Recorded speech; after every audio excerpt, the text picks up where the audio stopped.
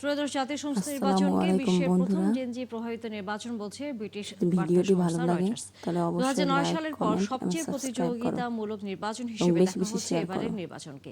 রয়টার্সের প্রতিবেদনে নির্বাচনের বলা হয়েছে, খবর ক্ষমতাচ্যুত জানতে, আপডেট প্রধানমন্ত্রী শেখ জানতে হাসিনার অবশ্যই আমাদের শাসনামলে চ্যানেলের পাশে থেকো। বিরোধী দলগুলো অকার্যকর ছিল।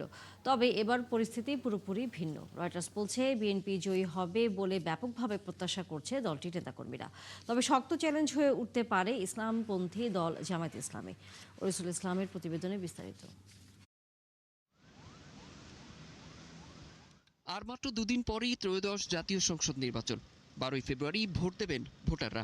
এবারের নির্বাচন নিয়ে দেশের মানুষের আগ্রহের শেষ নেই, কারণ 2024 সালের 5ই আগস্ট শেখ হাসিনা সরকার ক্ষমতাচ্যুত হওয়ার পর এই প্রথম নির্বাচন হচ্ছে।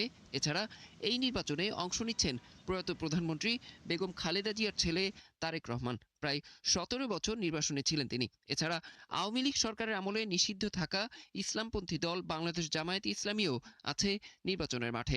বাংলাদেশে এই প্রথম বার্জার 1 কোটি মালসেন, 1 কোটে পারফেকশন। রয়টার্সের বিশ্লেষণ বলছে, বাংলাদেশের বিভিন্ন এলাকায় চোখে পড়ছে পরিবর্তনের ছাপ। রাস্তার মোড়ে মোড়ে ঝুলছে বিএনপির ধানের শীষ আর জামায়াতের দাড়িপাল্লা প্রতীকের ব্যানার। একসময় এককভাবে আওয়ামী লীগের নৌকা প্রতীকের একচেটিয়া দখল ছিল নির্বাচন, এবার সেখানে ভিন্ন রং। রয়টার্সের প্রতিবেদনে বলা হয়েছে, গত এক দশকেরও বেশি সময় ধরে জাতীয় নির্বাচনের সময় রাজপথে ছিল না বিরোধী শক্তি। শেখ হাসিনার শাসনামলে কখনো নির্বাচন বর্জন, কখনো নেতাদের ব্যাপক গ্রেপ্তারের কারণে রাজনীতির মাঠ প্রায় একচেটিয়া ছিল আওয়ামী লীগের দখলে। কিন্তু এবার চিত্রটা পুরোপুরি উল্টো। বৃহস্পতিবারের জাতীয় নির্বাচনের আগে ভোটে নিষিদ্ধ আওয়ামী লীগ আর রাজপথে সক্রিয় বিরোধীরা। 2009 সালের পর এই প্রথম বাংলাদেশে সত্যিকারের প্রতিদ্বন্দ্বিতাপূর্ণ নির্বাচন হতে যাচ্ছে বলে মনে করছে তরুণরা। রয়টার্সের প্রতিবেদনে আরও বলা হয়েছে, আসন্ন এই নির্বাচনে বিএনপি জয়ী হবে বলে ব্যাপকভাবে প্রত্যাশা করছে দলটির নেতাকর্মীরা।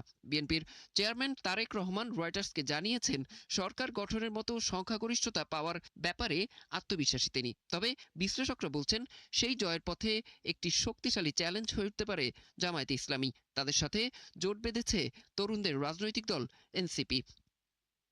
ঢাকার সেন্টার ফর গভর্নেন্স স্টাডিজের নির্বাহী পরিচালক পারভেজ করিম আব্বাসির বরাত দিয়ে রয়টার্স বলছে, জনমত জরিপে বিএনপি এগিয়ে থাকলেও এখনও বড় সংখ্যক ভোটার সিদ্ধান্তহীন। বিশেষ করে জেন জি ভোটাররা নির্বাচনের ফল নির্ধারণে বড় ভূমিকা রাখবে বলে মনে করে রয়টার্স।